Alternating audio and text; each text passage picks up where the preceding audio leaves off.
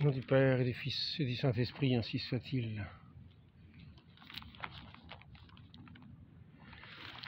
Samuel prit une fiole d'huile qu'il répandit sur la tête de Saül. Il le baisa et dit : « L'Éternel ne t'a-t-il pas oint pour que tu sois le chef de son héritage ? Aujourd'hui, après m'avoir quitté, tu trouveras 2 hommes près du sépulcre de Rachel, sur la frontière de Benjamin. Te diront : les ânesses que tu es allé chercher sont retrouvées, et voilà ton père ne pense plus aux ânesses, mais il est en peine de vous, et dit : que dois-je faire au sujet de mon fils ? Etc. Nous avons donc une action qui est posée, une onction qui est faite sur la tête de Saül, avec un prophète dont Saül a fait connaissance par son serviteur, qui lui a indiqué qu'il y avait ce prophète ici qu'il pourrait trouver ces animaux, cette ânesse qui avait été perdue. Et donc, pour montrer que cette onction n'est pas n'importe quoi, que cette onction est divine, mais que lui-même est un prophète de Dieu, il dit ensuite, pour confirmer cette onction, que quand il va partir, il se passera tels et tels événements, mais qui se sont réalisés, ce qui a permis de voir dans la réalité concrète ce geste posé sur Saül était véritable, et qu'il était donc oint du Seigneur pour être le chef d'Israël. Maintenant, nous remarquerons que la forme, il y a l'huile, de l'huile parfumée, de l'huile d'olive, pour les paroles. Elle ne semble pas d'une précision, liturgique déterminée. Mais il est le prophète de Dieu, mais c'est lui qui est chargé de faire l'onction. Il ne s'agit pas à un autre de venir lui dire « Oh, qu'est-ce que tu as utilisé comme formule ?» Non. Il est le prophète de Dieu, c'est lui qui est chargé de faire les onctions. Ce n'est pas un autre, et c'est lui qui fait les onctions, au nom de Dieu. Et ainsi, ces onctions sont des onctions divines. Il ne s'agit pas ici de faire sa propre volonté, mais l'œuvre de Dieu. Les prophètes sont envoyés pour faire l'œuvre de Dieu, de manière à ce que les rois puissent gouverner les peuples selon cette sainte onction qui se communique à tout le corps. Comme nous voyons sur l'onction qui est faite à Aaron, il me semble que c'est le premier prêtre connu, Aaron, qui reçoit cette onction pour être le grand prêtre. Le grand prêtre.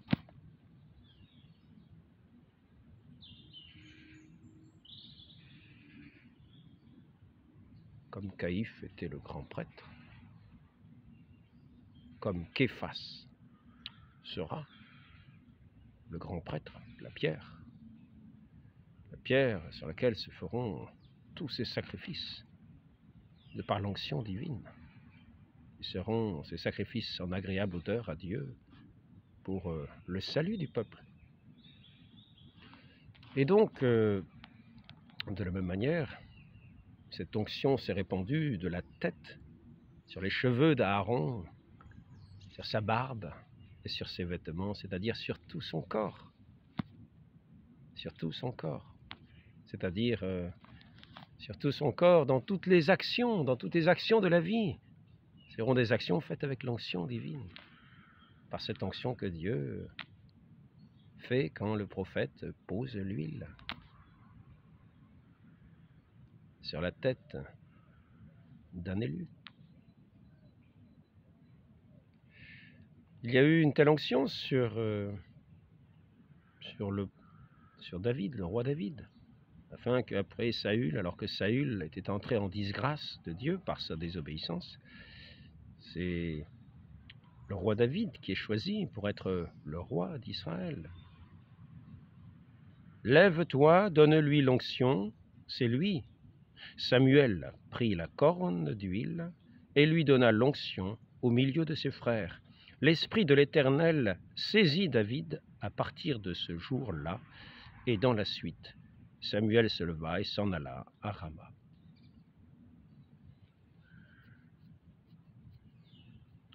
Au sujet des formules, il n'y a pas quantité de détails. Nous voyons que lorsqu'un prophète veut communiquer son esprit à son disciple, il le fait quelquefois de manière variée. Par exemple, Élie jette le manteau sur Élisée. Ce manteau qui est d'une certaine manière le manteau de sa vocation, le manteau de sa mission, le vêtement de sa mission. Et de la même façon, nous voyons dans les différents ordres religieux que chaque ordre religieux a un manteau, a un vêtement particulier qui correspond à l'esprit de l'ordre. Les dominicains, aujourd'hui, ils sont en blanc, la matière du tissu, à l'origine était grossière, aujourd'hui, je ne sais pas. C'était des vêtements qui correspondaient à un ordre mendiant. Le vêtement de Saint François, dont il revêtait les frères, ceux qui correspondaient à l'esprit, à l'esprit du poverello, à l'esprit de ses petits, de ses frères mineurs, devaient être habillés, devaient être revêtus d'un manteau de pénitence et de pauvreté, et non pas avec l'éclat du monde. C'était ainsi ce manteau qui correspondait à cet esprit, desquels étaient revêtus ceux qui étaient appelés à correspondre, à vivre sous cet ordre, dans l'onction de cet ordre, dans l'appel divin de cet ordre, afin de faire resplendir l'Église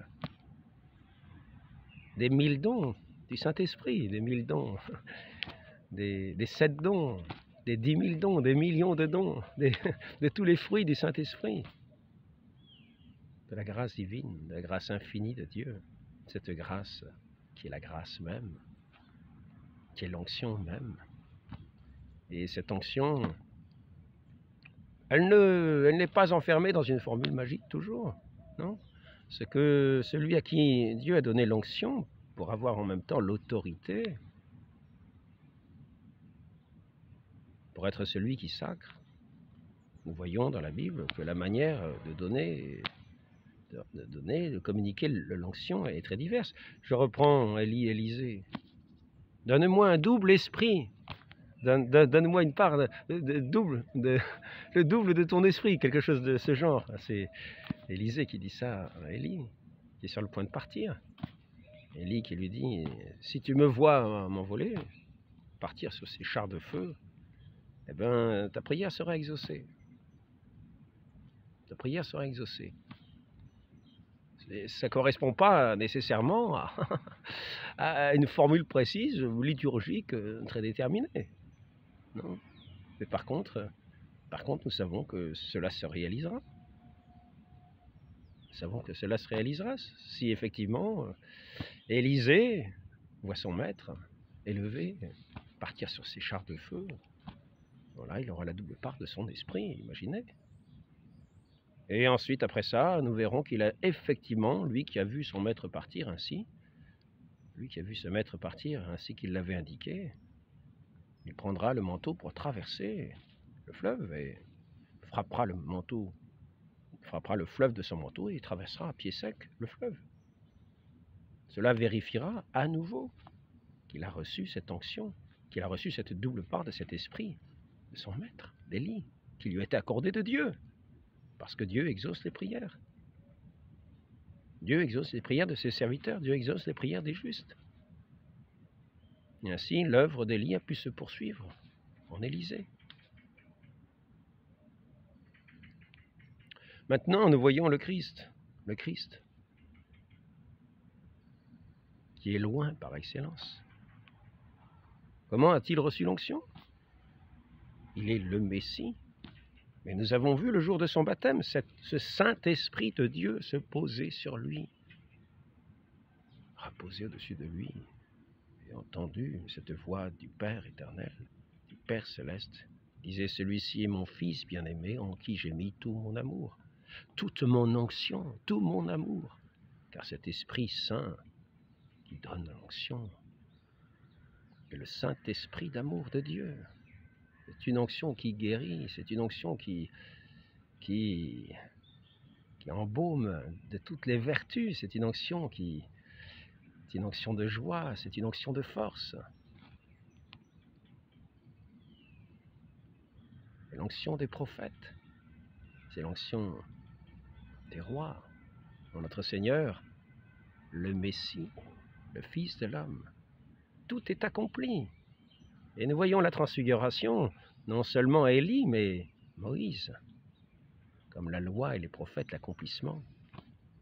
Celui qui rassemblait son peuple par ses paroles, et de celui qui offrait ses sacrifices aussi, qui était cette parole agissante, la loi et les prophètes. Moïse qui a passé ce temps dans ce désert aussi, dans cette montagne, pour recevoir cette loi de Dieu comme une grâce pour son peuple. Jamais nous n'avons vu loi plus sage donnée à aucun peuple. Est-il dit?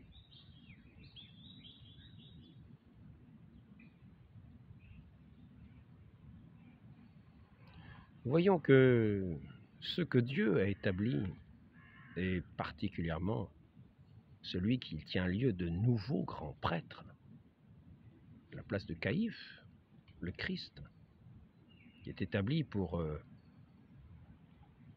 réaliser, et non seulement figurer, ce qui était figuré par l'ancienne alliance, mais qui est venu réaliser, accomplir ce qui n'était avant qu'en figure. Ce nouveau grand prêtre, notre Seigneur Jésus-Christ, va instituer ses apôtres, va instituer ceux qui auront cette onction pour le suivre, à qui il donnera ses pouvoirs pour le suivre. Il va les instituer selon sa propre volonté, dans l'union avec le Père éternel, dans l'Esprit Saint, et il communiquera ainsi son esprit pour chasser les démons, pour pardonner les péchés, pour effacer les péchés, comme il le dit. Recevez mon esprit, il souffle sur eux. Il fait la formule que le grand prêtre, que le Messie, que ce grand prophète, que notre Dieu communique, parce qu'il veut communiquer son onction, qu'il communique de la manière qu'il l'entend, Il est l'élu de Dieu. Il a ici-bas ce pouvoir de maintenir les péchés, de les pardonner, et il va communiquer ce pouvoir à ceux qu'il a choisis. Il les a choisis comment? En les nommant, en les appelant, en les nommant, en les instituant, de la manière la plus simple, selon son intention, Et il n'appartient pas à quelqu'un d'étranger de dire « Oh, il n'a pas fait la chose dans la forme qui convient. » Non, c'est pas une vraie institution. Non, qu'est-ce qu'il a fait? Il a vraiment dit n'importe quoi. Il n'a pas utilisé la formule qui convenait. Non, ce n'est pas comme cela que cela se passait. Cela ne s'est jamais passé comme cela avec les prophètes. Notre Seigneur nous dit la chose suivante. « Tout ce que vous demanderez en mon nom, je le ferai, afin que le Père soit glorifié dans le Fils. » Ainsi, quand cette prière s'adresse à Caïphe, qui est chargé, Képha, c'est-à-dire le nouveau grand prêtre qui sera le vicaire de notre Seigneur Jésus-Christ, la pierre sur laquelle est bâtie l'Église, Képhas, le nouveau grand prêtre qui donne les onctions.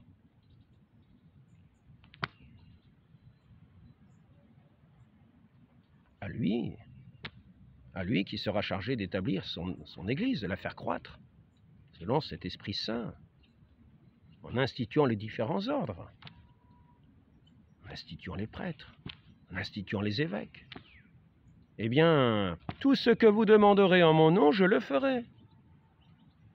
Ainsi, c'est Saint Pierre qui va agir au nom du Christ. Et notre Seigneur Jésus-Christ lui garantit qu'il agira selon l'intention de Saint Pierre et de ceux qui lui succéderont. Comme on a fait pour Matthias qui a remplacé Judas sur son siège, à sa place d'apôtre, comme apôtre, afin d'être un de ces 12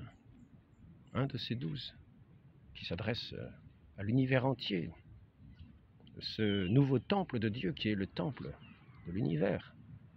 Notre Seigneur a établi pour établir son règne dans son onction, cette unique onction du Saint-Esprit. Et ainsi, lorsqu'il dit à Képha qu'il a établi à Képhas, le nouveau caïphe, le nouveau grand prêtre de cette église qu'il fonde, pour réaliser, pour accomplir les Écritures, pour instaurer ici-bas déjà son royaume, que l'on nomme l'Église, l'Église sainte, sanctifiée par l'Esprit Saint, dans tous ses sacrements, par cette onction qui passe dans tous ses sacrements, cette action de l'Esprit Saint qui passe dans tous les sacrements de l'Église. De la manière, notre Seigneur a établi, qu'il a communiqué à ses apôtres, que les apôtres ont aussi, d'une certaine manière, établi quelquefois, en établissant des ordres, en établissant parce que notre Seigneur dit « Ce que vous demanderez en mon nom, en tant que vous avez le pouvoir aussi de le faire, toi Képhas qui est chargé de mon Église, tu as pouvoir sur mon Église, eh bien demande ce que tu veux pour établir mon Église, et cela te sera accordé. » Ainsi, ce n'est pas à nous d'aller dire à Képhas, à Saint-Pierre, au grand prêtre de l'Église, « Ah ben alors, de ton rang, tu n'as pas fait ce qu'il fallait, ah ça va pas être valable. » Non, il fait au nom de notre Seigneur Jésus-Christ. Il fait une demande particulière, avec une intention particulière. Il y a de bonnes raisons de penser que notre Seigneur ne va pas manquer à sa parole et que ce qui est établi en son nom va être réalisé, selon l'intention de ce nouveau caïphe, de ce successeur de Képhas, de celui qui est la pierre angulaire. Le Christ est la pierre angulaire, mais il est aussi, notre Seigneur a désigné aussi Saint Pierre comme étant la pierre sur laquelle était fondée l'Église, parce qu'il est le vicaire, de notre Seigneur Jésus-Christ, son lieutenant ici-bas, lui qui va partir, notre Seigneur qui est parti, qui a, après sa résurrection, a été levé au ciel. Un peu comme Élie a été élevé au ciel, et ses disciples l'ont vu s'élever, qui ont eu part à son esprit, ses apôtres, mais pas tous selon le même rang, pas tous selon les mêmes fonctions dans ce corps de l'Église. Notre Seigneur a institué les 12 selon sa volonté. Il n'a pas institué tout le monde selon cette volonté pour être ses apôtres, comme apôtres.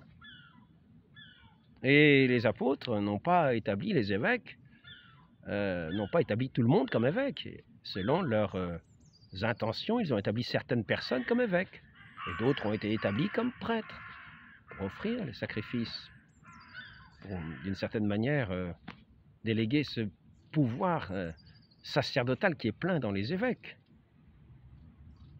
afin de le donner, de conférer cet office de sacrificateur à ces prêtres, de réconciliateur des hommes, comme il y a eu les 70 juges autour de Moïse, que Moïse a établis pour être les juges, sur le conseil de son beau-père. Et ce n'est pas à quelqu'un autour de dire « tu n'as pas fait comme il faut la démarche pour qu'il soit juge ». Si, il leur a donné cet homme de Dieu qui avait l'autorité de Dieu, que Dieu a choisi pour régir son peuple, pour donner sa parole agissante, pour être le chef de ce peuple. C'est bien sûr selon l'intention de ce Moïse, de ce chef de ce peuple, que notre Seigneur a bien établi les juges qu'il avait établis, que Moïse avait établis. Parce que c'était l'intention de Moïse, que notre Seigneur soutenait Moïse dans son œuvre d'édification de ce royaume qui préfigurait déjà l'Église. Avec tous ces prêtres qui sont les juges dans ces questions difficiles, où les hommes viennent remettre devant ce tribunal de Dieu toutes leurs œuvres de mort, toutes leurs fautes afin qu'elles soient pardonnées, tous leurs péchés afin qu'ils soient pardonnés. Et le prêtre a là une oreille attentive et juge de ce qui est dit, il entend. Il donne le remède approprié avec la parole appropriée qu'il a dans son cœur et qui, lui qui est ministre, il a cette parole dans son cœur et cette parole, il l'applique comme un baume sur ces enfants coupables qui repartiront pardonnés ou qui repartiront avec les péchés maintenus si ce juge, que ce ministre, décide que le pénitent n'est pas vraiment pénitent, que n'étant pas pénitent, on ne peut pas lui remettre des péchés dont il n'a pas repentance.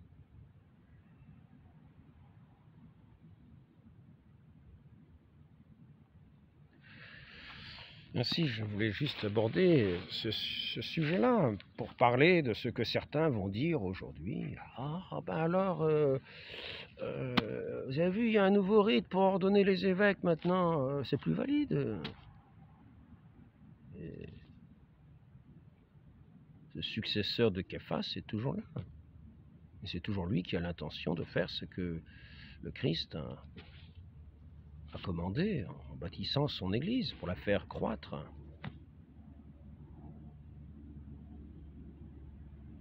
Pour donner les onctions. Ainsi, c'est ce grand prêtre, ce prophète, qui a cette onction de Dieu pour régir son Église, à qui il est confié de donner les onctions, de oindre ceux qui vont être oints pour gouverner avec lui son Église, pour l'aider dans sa tâche, soit de successeur des apôtres, évêques, soit de ministres, soit de diacres, et à tous les fidèles, selon ce que l'Esprit donne à chacun de grâce, selon l'appel que Dieu a placé dans le cœur de chacun. Les uns pour être dans telle congrégation et porter le vêtement de tel appel à la suite de Saint François, à la suite de Saint Dominique, à la suite de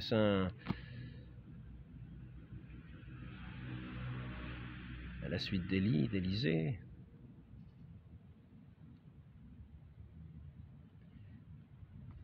Et de porter ces vêtements qui les revêtent comme de l'onction qui correspond à leur appel pour accomplir ces œuvres de Dieu et que Dieu a voulu voir fleurir dans son Église. Mais qui va être là? Qui va être là pour juger le grand prêtre et lui dire toi qui donnes les onctions, écoute-moi, c'est moi qui te dis que ce que tu fais, c'est pas bon. Bah, veuillez excuser du peu, c'est celui qui est Képhas, qui est établi, Képhas, la pierre angulaire de l'Église. Ce n'est pas le fidèle qui a été baptisé, ou même le ministre, ou même l'évêque qui n'écouterait plus Képhas, à lui dire « Ah, tu n'as pas fait ça ». Si, bien sûr, c'est l'assemblée de ces juges dans la foi qui vont dire « Mais que fais-tu? Tu ne fais plus ce que le Christ te demande de faire ». À ce moment-là, ce sera une chose différente. Nous avons là les juges de la foi, ceux qui sont établis comme ceux qui ont été institués à la suite de ceux qu'a institué notre Seigneur comme apôtres. Qui vous écoute, m'écoute. Qui vous rejette, me rejette. C'est aux apôtres que c'est dit. C'est aux apôtres que notre Seigneur a enseigné cela. Cela peut être vrai pour tous ceux qui sont en union avec ces apôtres. C'est-à-dire le moindre fidèle qui est en obéissance. On peut dire celui qui n'écoute pas, ce fidèle qui est en obéissance, qui a reçu aussi cette onction du Saint-Esprit à son baptême,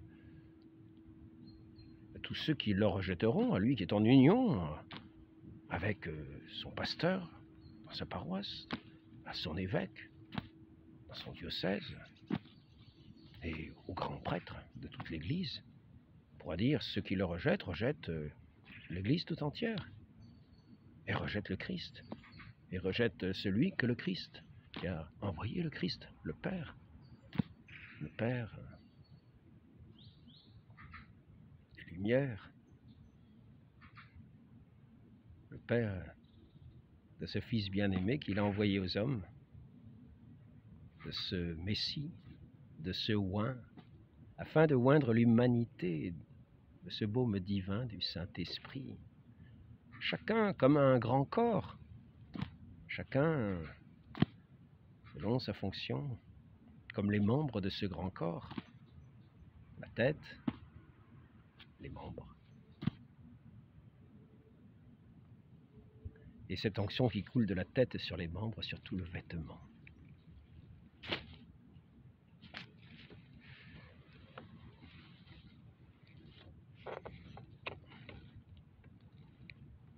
Samuel eut recours au sort pour montrer au peuple que Saül devenait roi. On dirait quand même, c'est pas la formule autorisée. Mais c'est Samuel. C'est pas ceux qui disent, ah, c'est pas la formule autorisée de le dire. Non, c'est Samuel, le prophète, c'est Samuel. C'est Samuel qui donne l'onction. C'est Samuel qui dit comment ça se passe. Hein? Et c'est lui qui est sous la main de Dieu pour faire ces choses-là, qui lui sont propres. Ce n'est pas à un autre de les faire, car c'est lui qui est choisi de Dieu pour faire ces choses-là. C'est lui qui est établi de Dieu pour être ce prophète-là qui va donner les onctions. Et dans l'Église, il en est ainsi. Toute chose est ordonnée. Ce n'est pas aux uns de prendre la place des autres pour parler à leur place. Ce que Dieu a établi pour enseigner, il faut les écouter. Et ce que Dieu a établi pour régir et pour diriger, il faut leur obéir. Car c'est Dieu qui est à l'œuvre en eux. Répétons-le. Tout ce que vous demanderez en mon nom, je le ferai, afin que le Père soit glorifié dans le Fils. Et le Père sera glorifié dans le Fils, dans cette vigne féconde, qui pourra subir les aléas comme cette barque où notre Seigneur semble dormir au moment de la tempête. Il pourra y avoir des aléas. L'Église pourra être attaquée, nous avons eu des persécutions, mais toujours, jamais le Saint-Esprit n'a quitté son Église. Et s'il y a eu bien des fuyards, des gens qui ont été troublés par la tempête et qui se sont enfuis, qui ont quitté le bateau pour prendre leurs petites épaves avec eux, sachant qu'ils sont allés à leur perte. Ils ont eu peur, ils n'ont pas eu foi.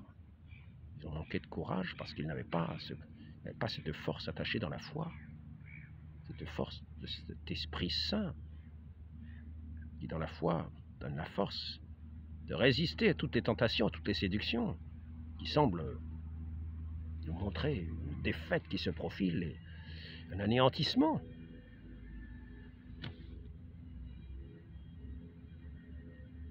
Il ne s'agit pas d'être dans une armée de fuyards où tout le monde va se débander. Il s'agit de tenir son rang, comme cette milice qui a été confirmée pour tenir dans les tempêtes.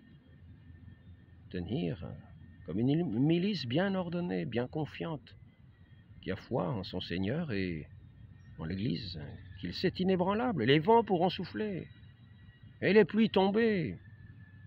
Mais cette maison, cette Église est bâtie sur le roc, sur cette foi inébranlable de ceux qui écoutent leur Seigneur et qui mettent leurs paroles en pratique. Non pas pour les critiquer, non pas pour dire non, non, non, ce n'est pas ça, ce n'est pas ça, ce n'est pas la bonne formule, non, non, non, non, non, je n'écoute pas, non.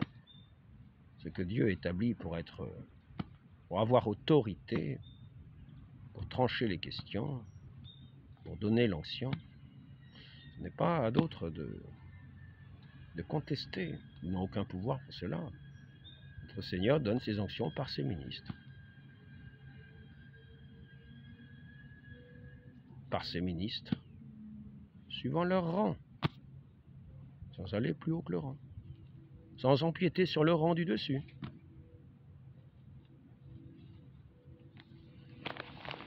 Donc, je vais voir s'il y a un autre Un autre petit point qui pourrait être intéressant de souligner, il y a sans doute beaucoup d'autres points qui permettraient de comprendre ce que je veux dire là. Mais je ne tiens pas non plus à insister énormément, car ceux qui ont des oreilles ont suffisamment compris le sens de cet entretien. Ceux qui ne veulent pas entendre resteront sans savoir ce qu'est l'œuvre de Dieu en ceux qu'il a choisis. Et pour être les rocs, et pour être des prophètes, et pour régir, pour donner les onctions, afin que tout ce corps soit un corps bien uni, dans cette confiance, même au milieu des tempêtes.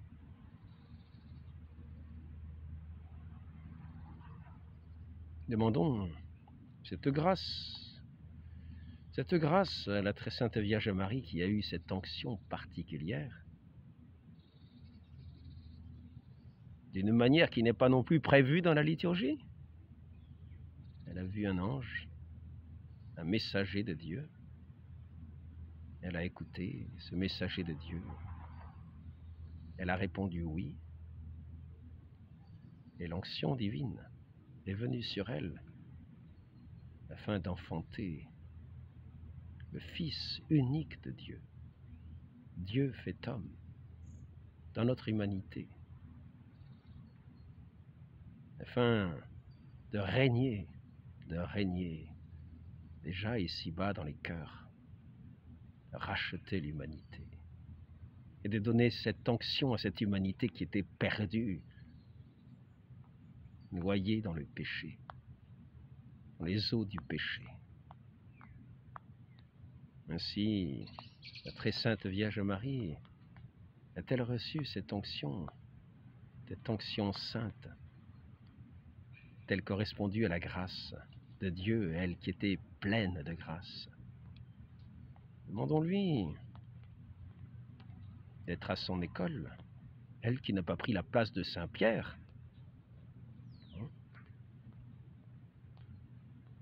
car sa place était, en étant reine de l'Église, celle de l'humble servante du Seigneur, et c'était la meilleure place.